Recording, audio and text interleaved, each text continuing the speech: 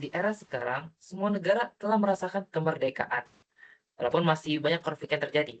Namun secara keseluruhan, seluruh negara telah merasakan kebebasan secara bernegara maupun berkehidupan. Tentu, kemerdekaan dan kenyamanan ini sangat meningkatkan faktor pariwisata. Jika kita lihat data menurut Neraca Satelit Pariwisata Nasional, Indonesia tiap tahunnya senantiasa mengalami peningkatan dalam sektor pariwisata. Oleh karena itu, dibutuhkanlah faktor-faktor penunjang yang bisa meningkatkan ekosistem pariwisata kita agar dapat bersaing secara internasional, terutama di era digital ini. Oleh karena itu, saya, Rifki Madani, kemudian Samuel Andrew, Aisyah Fayaza, Naya Shifa, Najwa Alifa, dan Fania Reva Raisa, aku mau memperkenalkan hasil proyek kami yang berjudul Sistem Reservasi Hotel untuk mendukung efisiensi kerja resepsionis. Selanjutnya akan diserahkan kepada teman saya. Adapun tujuan yang ingin dicapai dari program ini adalah yang pertama, mengembangkan sistem reservasi hotel berbasis Python yang dirancang untuk memudahkan resepsionis dalam mengelola pemesanan kamar. Yang kedua, dengan sistem ini diharapkan dapat meningkatkan akurasi dan juga efisiensi pencatatan reservasi sehingga kesalahan pencatatan dapat diminimalkan. Dan yang ketiga, sistem ini juga dirancang untuk mempercepat proses pemesanan maupun pembatalan kamar. Dan yang terakhir, sistem ini diharapkan dapat meningkatkan pengalaman tamu melalui pelayanan yang lebih cepat dan juga terstruktur. Selanjutnya, proyek ini didasari oleh beberapa rumusan masalah. Yang pertama, bagaimana mengembangkan sistem reservasi berbasis Python yang dapat membantu resepsionis mengelola pemesanan kamar secara lebih efisien dan juga akurat. Yang kedua, bagaimana sistem ini dapat meminimalkan kesalahan dalam pencatatan data tamu dan juga pemesanan kamar. Dan yang ketiga, bagaimana sistem ini dapat mempercepat proses pemesanan, pembatalan, dan juga pengelolaan ketersediaan kamar. Oke, untuk selanjutnya, manfaat dari proyek ini yang pertama meningkatkan efisiensi operasional, di mana sistem ini akan membantu resepsionis dalam mengelola reservasi kamar secara lebih cepat dan terstruktur, dan juga mengurangi waktu yang dibutuhkan untuk proses pencatatan manual. Lalu yang kedua adalah meningkatkan akurasi data. Dengan menggunakan sistem otomatisasi, resiko kesalahan pencatatan seperti overbooking atau kehilangan data dapat diminimalkan, sehingga data reservasi lebih terorganisir. Lalu yang terakhir adalah mempercepat proses reservasi dan pembatalan. Sistem memungkinkan pemrosesan pemesanan dan pembatalan kamar dilakukan secara langsung.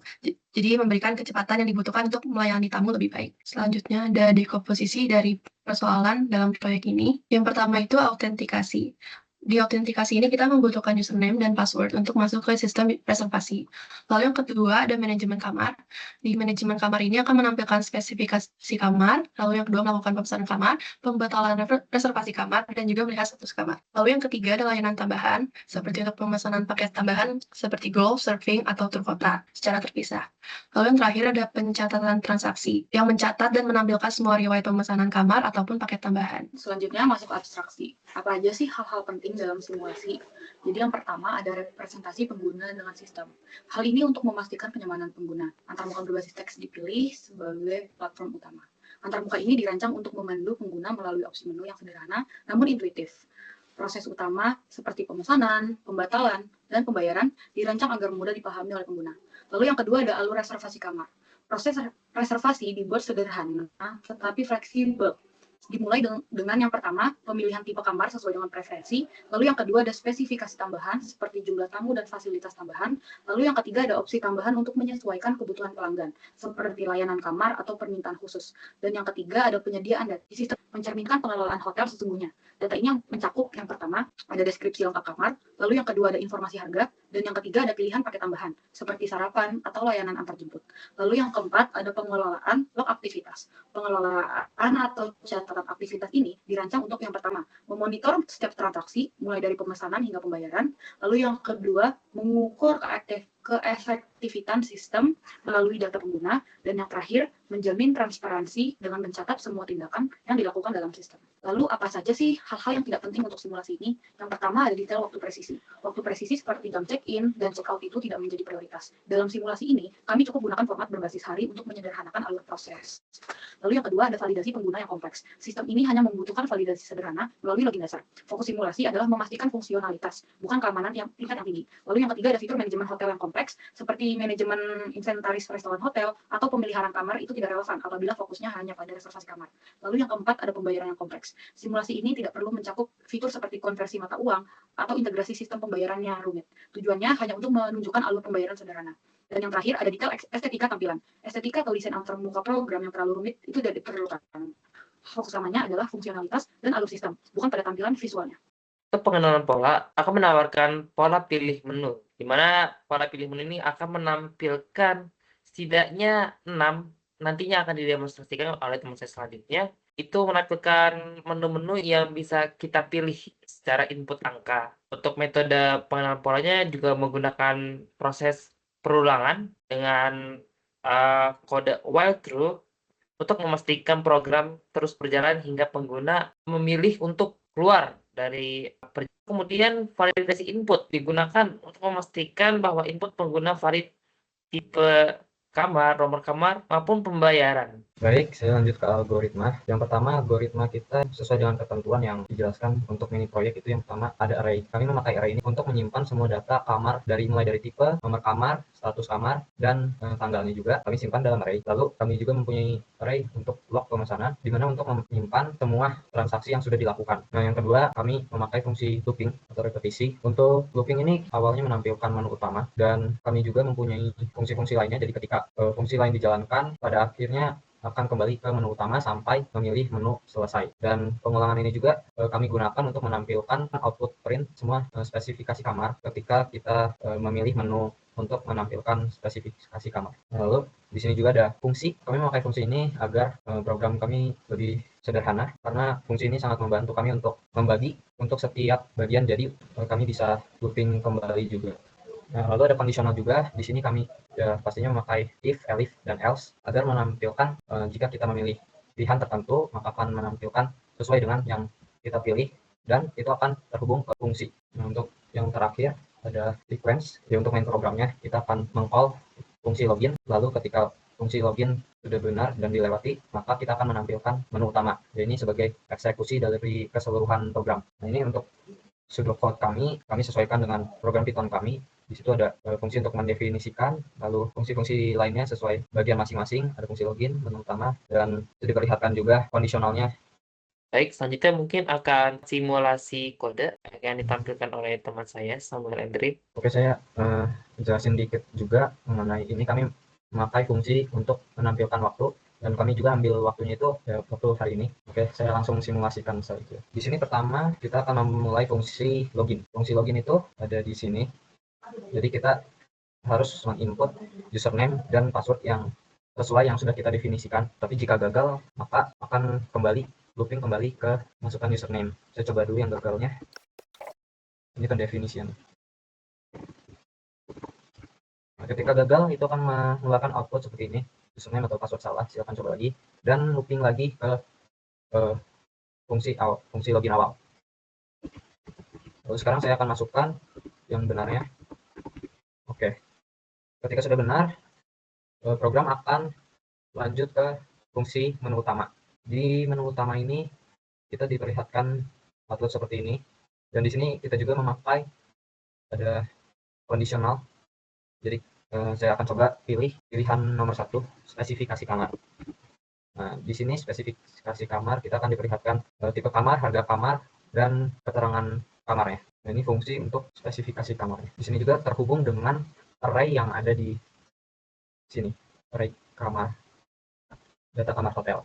Lalu saya akan coba untuk pilihan nomor 2, yaitu pesan kamar. Di pesan kamar ini, yang pertama kita akan diperlihatkan untuk memilih tipe kamar. Di sini juga ada fitur cancel, jadi ketika kita cancel, kita coba dulu, kita akan kembali ke menu utama. Ya, lanjut kita coba lagi untuk pilihan 2-nya. Kita coba masukkan tipe double. Di sini saya beri kode lower supaya membuat semua input yang kita masukkan menjadi huruf kecil semua. Jadi kalau ada huruf kapitalnya itu masih jadi terverifikasi. Oke, lalu kita diberi pilihan jenis kasurnya. Ini twin bed.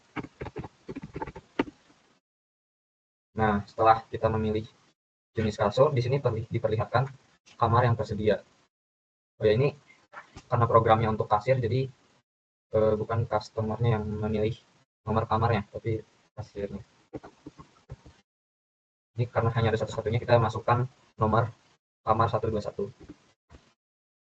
Lalu kita diminta untuk berapa hari kamar yang dipesan. Kita coba 2, dan input nama pemesannya.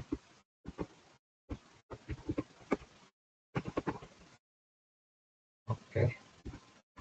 Jadi di sini semuanya ada fitur cancel seperti yang tadi saya jelaskan. Ketika kita memasukkan menginput cancel, itu akan membuat program kembali ke menu utama.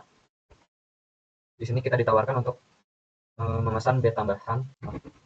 Ini kita ditawarkan juga untuk paket tambahan ya. Nah, lalu ketika sudah selesai akan diberi opsi pilihan pembayaran. Untuk tunai, kita harus memasukkan jumlah yang dibayarkan. Kalau jumlahnya kurang, itu akan outputnya transaksi gagal dan akan kembali ke menu utama. Tetapi jika lebih, maka akan berhasil. Setelah ini kita lihat status kamar di pilihan 4. Ya, di sini di kamar 121 kita diperlihatkan statusnya itu dipesan dan atas nama siapa, juga tanggal check-in dan check-out-nya. Kita coba batalkan reservasi. Saat memilih opsi batalkan reservasi, kita akan diperlihatkan kamar-kamar yang dipesan. Terus lalu kita pilih kamar yang akan dibatalkan. Oke. Terus ketika sudah, maka status kamar di nomor 4 akan diupdate juga dan statusnya menjadi kosong. Lalu kita coba untuk nomor 5, pesan paket tambahan. Kita masukkan dulu atas nama siapa. Oke, kita pilih paket yang akan dipesan untuk berapa hari. Untuk pembayaran kartu dan transfer itu kita serahkan pada pihak ketiga, jadi kita anggap pasti berhasil. Oke, dan ini sudah berhasil. Kita coba lihat di menu 6, menampilkan log pesanan. Kita tampilkan semua log pemesanan yang tadi di awal ditampilkan, dan pembatalannya juga ditampilkan. Ini sepertinya ada kesalahan. Lalu untuk paket tambahan juga ditampilkan. Lalu kita sekarang kembali ke menu utama dan kita pilih opsi selesai. Ketika opsi selesai dipilih, maka program akan sepenuhnya dimatikan dan terreset. Oke, cukup demonstrasinya dari saya. Baik, terima kasih kepada Samuel Embrio. Selanjutnya yakni kesimpulan dan lesson learned serta referensi yang akan disampaikan oleh teman saya. Selanjutnya adalah kesimpulan dari program ini. Program sistem reservasi hotel ini dirancang untuk mempermudah proses pemesanan dengan berbagai fitur utama seperti pemesanan kamar, pembatalan reservasi, dan pengelolaan status kamar, serta penambahan paket wisata. Sistem ini dilengkapi dengan validasi input yang ketat untuk memastikan keakuratan data, otomatisasi dalam perhitungan biaya untuk efisiensi, serta pencatatan transaksi yang transparan. Pengelolaan data dilakukan secara efisien untuk memungkinkan pembaruan informasi secara cepat dan akurat. Selain itu, sistem ini menawarkan opsi pembayaran yang fleksibel untuk memenuhi kebutuhan pelanggan. Dengan desain yang modular, sistem ini mendukung pengembangan fitur baru tanpa mengganggu fungsi yang ada. Secara keseluruhan, program ini memberikan solusi yang praktis dan efektif untuk manajemen reservasi hotel, meningkatkan efisiensi dan pengalaman pengguna baik untuk pihak pengelola maupun pelanggan. Jadi yang bisa kita pelajari dalam proyek ini adalah berpikir komputasional memberikan kita kemampuan untuk berpikir secara terstruktur, logis, dan analitis.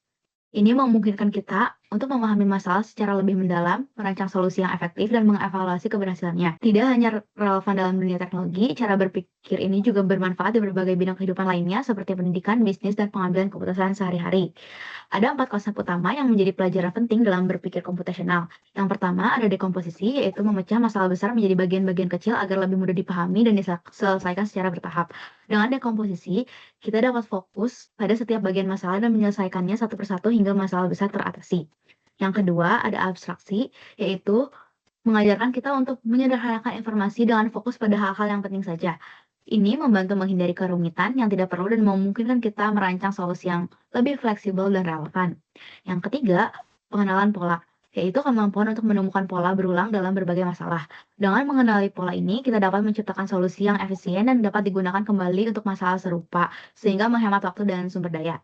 Terakhir adalah algoritma. Ini membantu kita merancang langkah-langkah sistematis untuk menyelesaikan masalah secara logis dan terorganisir. Dengan algoritma, kita dapat bekerja lebih efisien, memaksimalkan sumber daya, dan memastikan hasil yang optimal. Dengan memahami dan menerapkan keempat konsep ini, berpikir komputasional menjadi pendekatan yang sangat efektif dalam menyelesaikan berbagai tantangan dengan cara yang lebih cerdas dan terstruktur. Terima kasih. Setelah bekerjasama dalam proyek kali ini, bila terdapat kesalahan dari kami, mohon dimaafkan. Sekian, kami kelompok 4, izin pamit undur diri. Wassalamualaikum warahmatullahi